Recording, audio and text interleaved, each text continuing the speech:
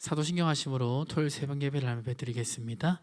전능하사 천지를 만드신 하나님 아버지를 내가 믿사오며 그 외아들 우리 주 예수 그리스도를 믿사오니 이는 성령으로 잉태하사 동정녀 마리아에게 나시고 본디오 빌라도에게 고난을 받으사 십자가에 못 박혀 죽으시고 장사한 지 사흘 만에 죽은 자 가운데서 다시 살아나시며 하늘에 오르사 전능하신 하나님 우편에 앉아 계시다가 저리로서 산 자와 죽은 자를 심판하러 오시리라. 성령을 믿사오며 거룩한 공예와 성도가 서로 교통하는 것과 죄를 사하여 주시는 것과 몸이 다시 사는 것과 영원히 사는 것을 믿사옵나이다. 아멘. 찬송가 496장 우리 함께 찬송하겠습니다. 새벽부터 우리 사랑함으로써 저녁까지 씨를 뿌려봅시다. 열매 차차이고 곡식 거둘 때에 기쁨으로 단을 거두리로다. 거두리로다. 거두리로다. 기쁨으로 단을 거두리로다. 거두리로다. 거두리로다. 기쁨으로 단을 거두리로다. 비가 오는 것과 바람 부는 것을 겁을 내지 말고 부려봅시다. 이를 맞춰놓고 곡식 거둘 때에 기쁨으로 단을 거두리로다. 거두리로다. 거두리로다. 기쁨으로 단을 거두리로다. 거두리로다. 거두리로다. 기쁨으로 단을 거두리로다. 씨를 뿌릴 때에 나지 아니할까 염려하며 심히 애탈지라도 나중 예수께서 칭찬하시리니 기쁨으로 단을 거두리로다.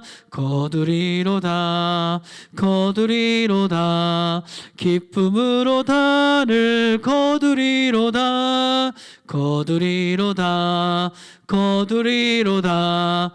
기쁨으로 단을 거두리로다. 하나님 말씀은 사도행전 23장 11절 말씀입니다. 11절 말씀 같이 한번 읽어보겠습니다. 그날 밤에 주께서 바울 곁에 서서 이르시되 담대하라. 내가 예루살렘에서 나의 일을 증언한 것 같이 로마에서도 증언하여야 하리라 하시니라. 아멘. 이 말씀은 이제 어떤 배경에서 나왔냐면 바울이 지금 그 예루살렘에 올라가고 나서 예루살렘에서 이렇게 복음을 전했습니다. 공회 앞에서 그것도 복음을 전했어요. 공회 앞에서 복음을 전하니까 난리가 났습니다. 유대인들이 이제 듣고 바울을 죽이려고 그렇게 이제 난리가 나니까 그 상황을 벗어나기 위해서 바울이 꾀를 내 가지고 한마디 말을 던지는데 그 말이 뭐냐면 23장 6절 말씀입니다.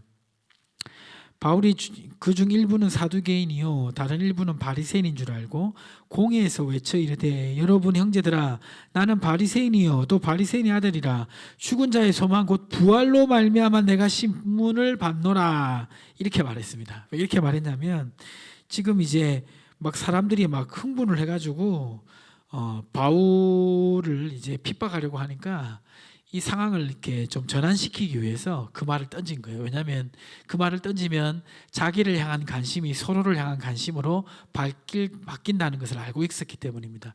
왜냐하면 지금 공회에는 바리새인만 있는 게 아니라 사두개인들도 있는데 바리새인들은 부활을 믿었고 사두개인들은 부활을 믿지 않았습니다. 그 부분에 대해 첨예하게 대립되어 있는 상황이었는데요. 바울이 이걸 알았기 때문에 지금 바울이 복음을 전하니까 바울에 대해서 막 지금 역반응이 막 일어나다가 그 상황을 잠시라도 이렇게 전환시키기 위해서 서로 관심 가지도록 서로 이슈가 되는 부활 문제를 딱 얘기한 겁니다. 그래가지고 이제 바울이 약간 이제 좀 숨을 돌릴 만한 상황이 됐는데 이 상황에 이제 천부장이 바울이 다칠까 싶어가지고 그 바울을 데리고 온 것입니다. 근데 그날 밤에 하나님이 나타나셨어요. 그리고 뭐라고 말씀하십니까? 11절 다시 보면 담대하라. 그리고 내가 예루살렘에서 이를 증언한 것 같이, 나의 일을 증언한 것 같이 로마에서도 증언하여야 하리라. 지금 바울은 생명을 걸고 예루살렘에 왔어요. 예루살렘에서 복음을 전하면 자기가 어떻게 된다는 것을 알고 있었습니다. 그럼에도 불구하고 바울은 자기에게 맡겨진 사명을 따라서 복음을 전했어요. 근데 역시나 반응은 너무나 안 좋았습니다. 겨우 목숨을 건져서 살아나게 되었지만 이 바울의 마음도 참 힘들었을 것 같아요. 그렇지 않겠습니까? 사랑하는 동족을 위해서는 자기가 목숨이 끊어지더라도 복음을 전하고 싶다라고 말했던 바울 아닙니까? 그런데 회심자가 생기기는커녕 너무나 위험한 상황이 되어버리고 그걸 해결하기 위해서 이제 자기가 여러 가지 방법도 쓰고 쓸 수밖에 없는 그러한 상황이 된 것입니다. 근데 놀라운 것은 뭐냐면요, 이렇게 바울이 낙심해 있을 때 하나님 뭐라고 말씀하십니까? 참 어떻게 보면 참 하나님이 너무 엉뚱하기도 하세요. 11절에 보니까 담대하라. 내가 예루살렘에서 나의 일을 증언한 것 같이 로마에서도 증언하여라 하리라. 아니, 예루살렘에 와서 복음을 전했으면 소란이 일어날 것이 아니라 예루살렘에 있는 유대인들이 예수를 믿으면 얼마나 좋아요. 그러나 큰 소요가 일어났고 어려움이 생겼습니다. 그리고 나서 하나님 하시는 말씀이 네가 이제는 로마로 가야 될 것이다, 이렇게 말씀하고 계신 거예요. 한편으로 보면 바울이 참 답답하기도 했을 거고 한편으로 보면 하나님의 그 놀라운 경륜에 감탄했을 것 같기도 합니다. 예루살렘에서 복음 증거하는 일이 이제 끝난 거예요. 이제 비록 어떤 열매가 당장 거두어진 건 아니지만 중요한 말씀을 전했고 이제는 로마에 가야 된다라고 말씀하고 계신 것입니다. 로마의 복음을 전해야 된다고 말씀합니다. 그러니까 하나님께서는 이제 얼마나 이 바울보다 앞서가 계십니까? 바울은 당연히 눈앞에 어려움 때문에 힘들어하지만 하나님은 하나님의 놀라운 계획 속에서 우리 인생을 한 걸음 한 걸음 인도하고 계신 줄 믿습니다. 때가 되면 그 길이 열리는 줄 믿습니다. 오늘 말씀 기억하시고 승리하시기를 주님의 이름으로 축복합니다. 우리 함께 기도하겠습니다. 오늘 주신 말씀과 우리 화면의 기도 제목도 같이 함께 기도하겠습니다. 주여 하나님 아버지 감사합니다. 오늘 바울이 하나님 생명을 보고 복음 전한 것처럼 우리 남은 삶 복음을 전하는 최선을 다할 수 있도록 도와주시옵소서. 행복 축대가 다음 주 세대 하나님 통해 다음 세대가 잘 되게 도와주시고 대통령을 비롯한 이계진의 선제와 지원 능력을 더하시며 임시선거를 통해 충성된 일꾼이 잘 쓰임받을 수 있도록 축복하여 주시옵소서. 역사하여 주시옵소서. 함께하여 주시옵소서.